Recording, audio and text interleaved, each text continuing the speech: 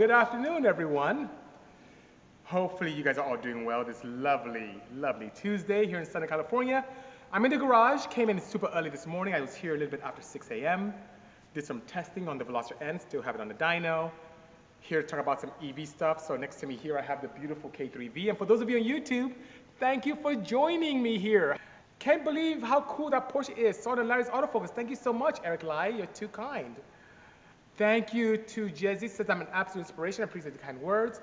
What's the expectation out of Veloster? Reliable power. So my goal is to make 320 to the crank, and we did that. So we made about 327 to the crank, which is good, and that was my goal, because I want something that doesn't stress the internals too much, using factory components, and just nice little bumps. So far we have an exhaust set up, which is a factory modified exhaust, and I'm thinking it'll be so hard to do that to everyone's exhaust system. I made this cool bypass. I may just put out to the market a bypass that you can have a local fabricator weld on and you'll be good. So I think that's a good thing to do. And that way you don't have to buy aftermarket exhaust. There's a downpipe that exists and an intake. That's good. That's it with a flash. And that's a nice amount of power. So the car feels really like it should have felt from factory. How cool is that? You know? Brett Trick is saying, I love the Kremer kit. Ever think of making your own? Yes, I'm thinking about making a version that's a little bit more unique. So I love the Kremer K3, and thank goodness we had access to the molds, but Kremer is a tuning company that still exists. So moving forward, I don't think I'll be building any Kremer-based 935s. I may do my own take on a 935, which will still pay homage to the old 80s and 70s racing. But yeah, look forward to that happening this year, and I think you'll be very impressed, you know? What? Subby Pete said, when I met you 20 years ago, I thought we were full of it. Oh my, forgive me, because I've never really been the pompous one or one to like do weird things. I've always learned, and I constantly stay humbled because I don't know everything. I've had a lot of experiences with things I've heard and blown up, but I learn from everyone. So even you, Pete, I love to learn from you. I came to America with 2 suitcases and not knowing anything, and had the opportunity to learn and experiment. But the one thing is I have passion and I stay focused. And I'm always experimenting. I mean, this car we submitted to Hyundai, SEMA last year. And after that, I could just left it alone. But no, I'm constantly trying to find ways to improve on it. And same with my project cars here. And even the K3V, which I want to talk about.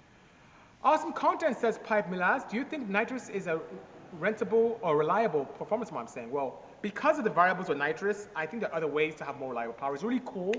It's not super invasive like you have to do with a turbo or supercharger kit. It's just that you have varying pressures. As the bottle is full, you have higher pressure. As it goes down, it's not as much.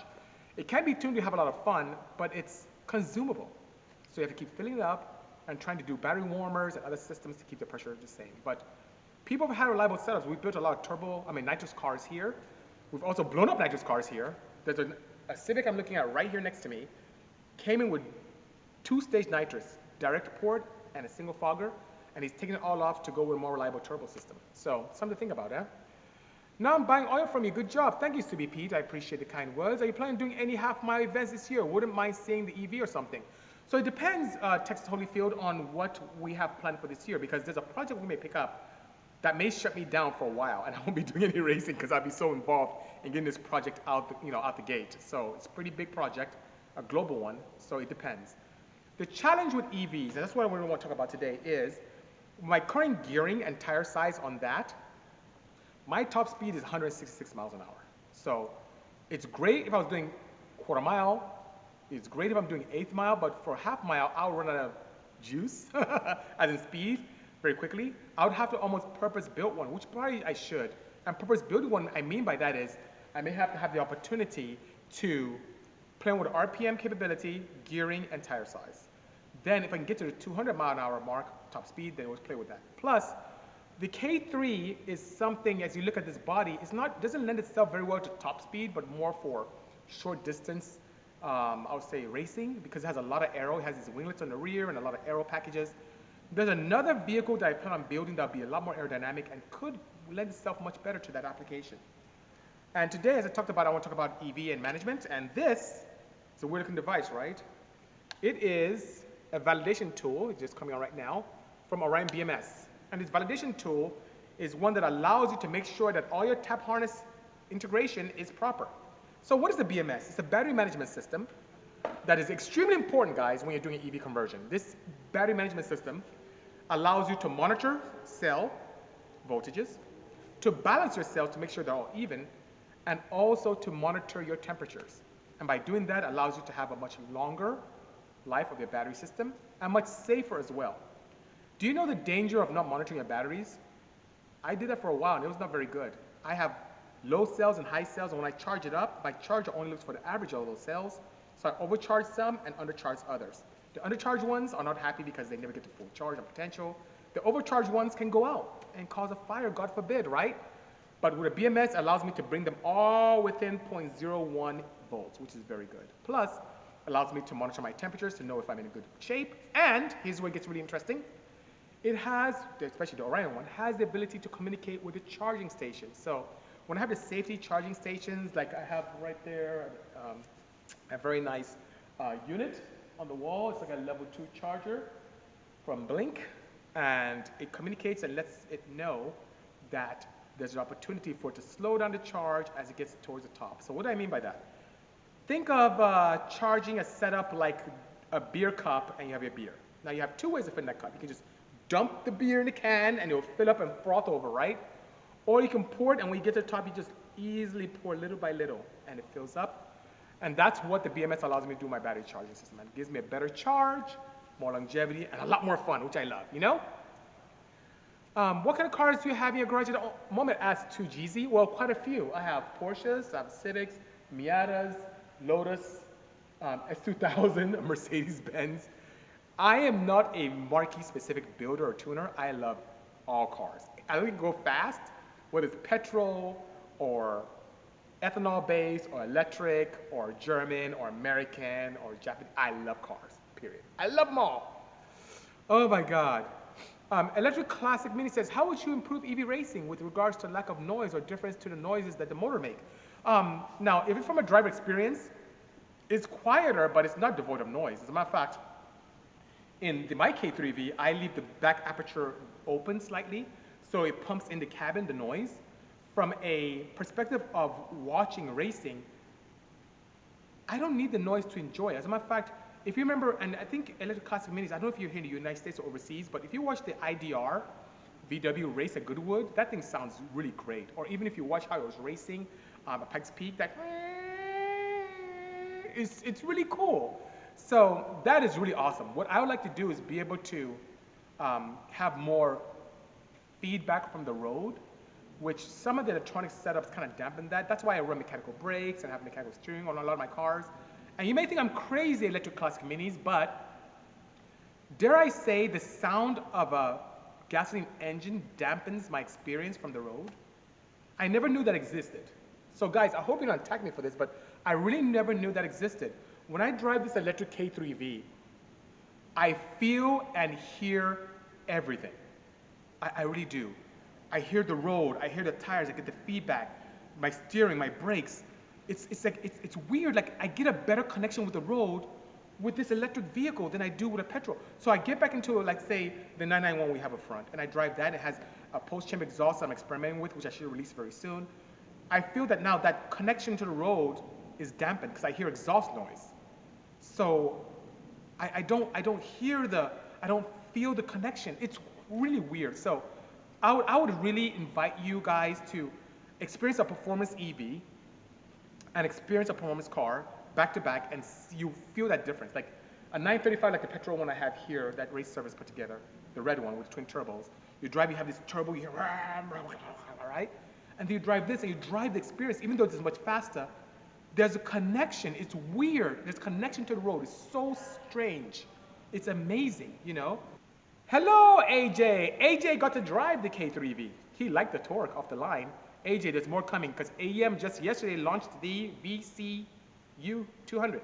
And that's the control unit for performance EVs and for commuters that are very strong OEM based in terms of architecture and hardware, but controls a two-wheel drive setup. So you have an opportunity to control one motor. Then the next one that's coming out, which should be a little bit more expensive, is going to be the unit that controls up to 4 motors.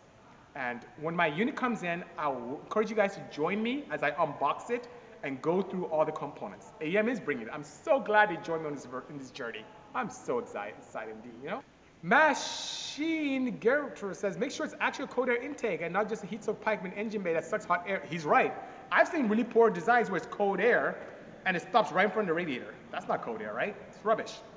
Or some cold air intakes that have a shielder on it, but it just shields into the engine compartment. On this right there, it uses, what's so great about that, I have a cold air intake from AEM that replaced the factory box. It actually uses the same entrance into the front of the valance, that same entrance to get cool outside ambient air into the filter system. And then it collects it, which is pretty cool. And if you have a very big speed where you're trying to create this funnel effect, it has a slight vent in the back to allow excess air to pass around. It's great. AM engineers are great.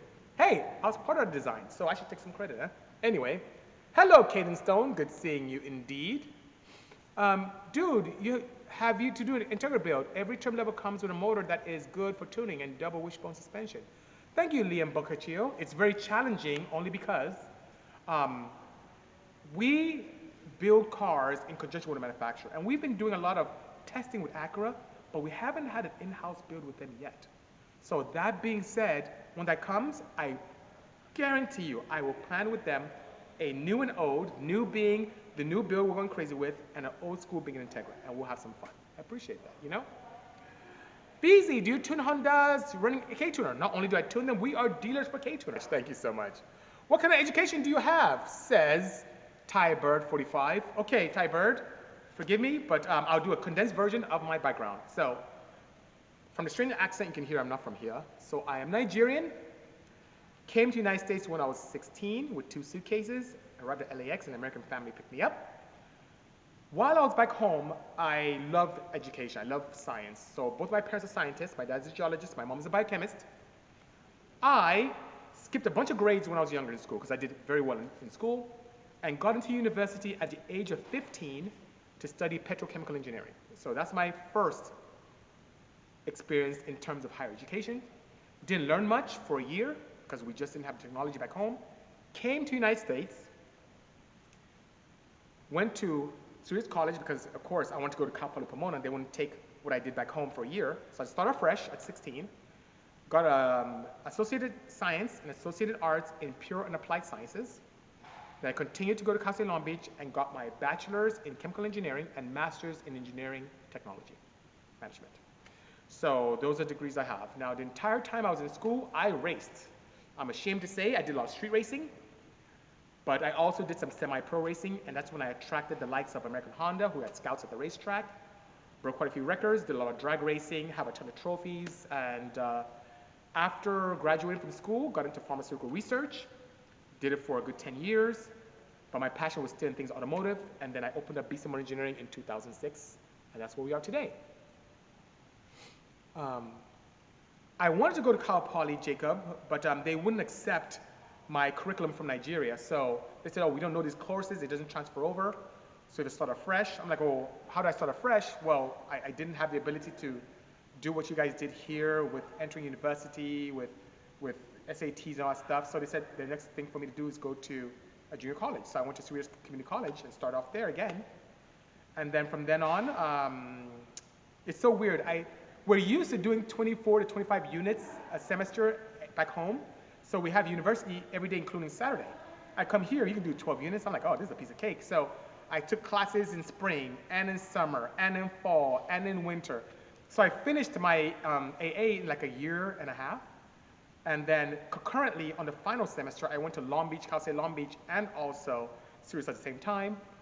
Finished up my academia at Long Beach. And while I was in my senior year, I took advanced level courses at the same time I was taking my final degrees, so I was able to double count into my master's. It was pretty cool. I reluctantly, because I was running out of fuel. I mean, I had this big truck with a V8 454 engine. I needed to pull over and get fuel. So I reluctantly went to the gas station to fill up my truck and trailer. And then on the other side of the pump, I saw this girl. And this girl intrigued me because it's weird, right? It was this Asian chick with a USC jersey and shorts on, and she had braids, right? I'm like, what the hell? Braids is from my area. I'm from Nigeria. It's braids, and how? So I'm intrigued, but I'm not afraid to step up to any girl and talk to them. But I looked at myself like I had jeans on, which I don't wear jeans. I had a shirt that's quite vulgar. It says "Make 7 up yours" on the back. So I'm like, I'm not gonna. I usually wear suits daily, so I'm not gonna go talk to a girl like this. So guess what? I decided not to talk to her. So went to pay for the gas because obviously at Arco you can't put your credit card in. You have to go in and pay with either debit card or cash. So I go inside, and then as I come out the door, I meet her there again and I open the door, hold the door open for her, and she says, "Thank you." I'm like, "Oh my God, this girl sounds great. I gotta talk to her. I don't care." So we go back to the pump, and I step over to the island, and I go to her, and I say, "Hey, excuse me." She's like, "Yes." I'm like, "What's your name?" She says, "Hetty." "Hello, Ikenna, greetings." And I'm like, "Oh, that's nice. My name is BC. I'm about to go to a race in Texas right now, but are you married?" She's like, "No." "Are you courting anyone?" I asked her. She's like, "Courting?" Like, what kind of... She kind of looked at me like courting, but that's how I speak or spoke. And she's like, "No." I'm like, "Well, when I come back from Texas, I would love to take you to dinner. I get to know you better. So could I get your number?" Guys, when I say reluctantly, she reluctantly kind of looks at me like, I'm like, "It's no big deal. Just give me a number. When I come back, we'll get together. Yeah, we get to know each other. It's no big deal. It's just getting to know." I'm telling you guys, she reluctantly gave me her cell phone number.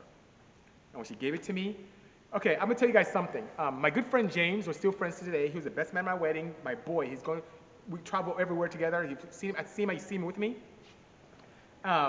James and I used to do this thing where if we got a girl's number, we'd wait 2 months to call her. 2 months. So I got my Franklin planner. Jeff, you remember Franklin planners, right? We didn't have our phone or anything to put in. So a Franklin planner. And I put in 2 months from there, her phone number to call her. And guess what happened, guys? It backfired on me. 2 months from then, I called, and it rang, and I left a message. And usually people call me back, "Hey, BC, you're the African guy, yeah. Guess what? She didn't call me the next day. 2 days didn't call me. A week she didn't call me. 2 weeks, I'm like, okay, this is annoying now. I'm getting pissed off. This is crazy, you know? Stacy, I'd love to see you again as well. Stacy is from the show we did in Hyperdrive. She's the South African drifter who also is in videos with my Davido brother, who's a big musician in Nigeria. Anyway, so back to the story of how I met Hetty. 2 weeks she didn't call me. I'm like, I'm getting pissed off. Like, what the hell? So I call her again, reluctantly, and she picked up. And she said she was in Korea, so she wasn't here. And then guess what? I asked her out on our first date. Our first date, believe it or not, guys, was at, I'm so embarrassed, it was at Outback Steakhouse. And so we're at Outback. And then took it to Outback, who ended up being my sponsor, by the way, for my racing. Jeff, I know you remember I had Outback on my CRX. They're one of our sponsors, and every time I traveled for racing, we can get free food. It was awesome. Anyway, went to Outback, and we sat down, and even though it was so weird, hello, Austin. Hello, who is David, gang? Even though we came from different regions, I'm from West Africa, coastal West Africa, and she's from Southeast Asia, from Korea, our cultures were very similar. We found out that our respect for elders, how we're raised, how strict our parents are, going to school, all that stuff is very similar. So we really hit it off, and we started dating, and it's been great. We're inseparable since then. It's been really, really good. And lots of ups and downs. It's not easy, but it's been just a wonderful journey. And now she's blessed me with 2 kids. I have a daughter in Kirika who's 7.5, and a son, Kobimde, who's Kobimde is 2.5. So it's been great, you know? Thank you, Donovan Lego. That was a great question, by the way. Hello, Williams. Thank you so much. Oh, I know now. Remember Outback Steakhouse meets? Yes, Epic Riders. So we had sponsorships with Outback, and even during and before the sponsorships, we used to have meets, exotic meets at Outback Steakhouse, you know? Oh, RB says, love you and Hetty. Thank you so much, RB. Thank you so much. Do you prefer the K3 935 or a TT 911? Okay, AM03, that's a good question, but I'm ashamed to share with you that ever since I built a K3, I have not enjoyed my IROC. I really haven't. I'm in fact, the last person who drove this was Damon from Daily Driven Exotics. He's the last person who drove that. Or maybe even Deron bringing it in the shop. I have not driven that thing. It's just the K3 is just, it's amazing. I mean, guys, I'm telling you, when I drive the K3 on the freeway, I don't think there's any car on this planet I can buy that gives me more attention than it's people go crazy and they're like, have you ever had you know how most people get attention? And I used to quite a bit by doing anti-lag and flames and sound. Have you ever seen a world where quietness gives you more attention? It's crazy. Jacob Volker is asking, what's the 0 to 60 in electric Porsche? This is without launch control. So the AEM, the new AEM module, VCU, which I'm going to install, has, the new one, the new protocol has launch control, right? But me just rolling into the throttle, and I'm doing a poor job, I'm using GPS to monitor this with the AEM dash, 2.060 to 60. If I can get an all-wheel drive setup with this, it will do sub 2. It will do it. 206. And if you haven't, please go on the Bisimoto YouTube page, take a look. You'll see me driving and each time dropping the 06s, each time dropping it. It's crazy, huh? You know? I hope we're doing well. Yes, I am doing well, you know? Thank you so much. Yeah, Epic Rider, I love going to Mexico with that thing, you know? Who's that? Any EV exotic cars in the future? So I consider the 935 a performance exotic, but what I'm thinking about playing around with, I had some suggestions from many of you, is like an EV luxury car, like an old Bentley, old school, I'm talking about 60s Bentley, and just decking out and making it uber quiet. Because you think of Bentleys or Rolls Royces, those cars that originated in the UK were for luxury and very high-end appointments, and being quiet is great. So in my performance EVs, I like pumping the cabin with the natural noise of the motor, but in an old Rolls Royce or an old Bentley, it's all about comfort and quiet and being serene, and I think the EVs lend themselves very well to it. And since EV motors don't tend to bulk at heavy weight, I think that's perfect. It can be a very nice, high-range, beautiful car, you know? Can you change the forced induction car on a factory turbo car and keep a car smog legal? Yes, you can, Williams. There are ways, and we've done this, there are ways where you can, you know, what I've seen with the most success is a company like Turbonetics, is by taking a factory car like this, that's factory, and changing the compressor wheel. And that changes the dynamics as well. And it still doesn't affect the emissions of the car, but gives you a little bit more power. Because most manufacturers tend to use wheels and turbos that are a little bit more geared towards economy and economics of scale. So they want things that are too expensive for them to produce. So that being said, it is possible for you to do some bespoke parts and remain smog legal. BC, for that Rose EV, use a Model 3 batteries since they are too bulky for smaller builds. That's a good idea. Model 3 or Model S batteries would be good. You know, that's the one challenge we have in the EV world, are batteries, in terms of size, being modular in nature, and being able to be cooled very easily, which is nice. Kevin asks, do I YouTube? Kevin, you must have come recently, because I've been talking about that like crazy, right? I do have a Bisimoto YouTube channel. It's Bisimoto, B-I-S-I-M-O-T-O. Just go there, subscribe. I have this and a ton of cool stuff. Racing in Mexico, burnouts, anti-lag, tuning, how-to, car reviews, anything car-wise, I love it. I have it all there, you know? Bro, what you do is literally crazy. Can't wait to start my mechanical engineering bachelor's. Please do. We need more, we need more creative mechanical engineers. You know, we do. Advice for someone starting their first shop, that would be a good one to end on. It looks more glamorous than it is. Thank you so much, Kevin. It looks, having a shop, a performance shop, is more glamorous because you see all the cool stuff and but it's very challenging, it's very competitive, because in the European market, it's great but competitive. In the sport compact market, there are shop owners that would put more effort in trying to bring you down than pushing their own brands. And the margins are very thin. You have to kind of set yourself apart. And I found there are two dynamics to succeed in the performance arena. It's either you do very, very, very tame, normal, general repair stuff, and you can do well with it, staying focused and doing well, or you can go crazy, do outrageous stuff like we do, and you can do well. Anything in the middle is kind of a lot of noise, but I can tell you one thing, it's a lot of hours. You have to enjoy what you do, because you have to be there for the customer. Look at me, I don't race as much as possible. Why? Because customers first. I hated going into races, and my customer's car wasn't finished, and I'm out racing, and he's watching. That made me feel very bad, you know? So you have to stay persistent. You have to, as a matter of fact, if you haven't started a shop, I would encourage you to volunteer your weekends, work at one in the meantime, see how you like it. And if that's the case, you can do well. Are the margins larger in maintenance or performance? I would say margins are larger in maintenance. You see what dealerships do? Some dealerships make a majority of money from maintenance. There are much more margins in maintenance. In performance, I mean, there are people who sell performance parts from out of their garage at home, and they have no shop whatsoever. And you have to compete with a large facility. I have a 15,000 square foot here.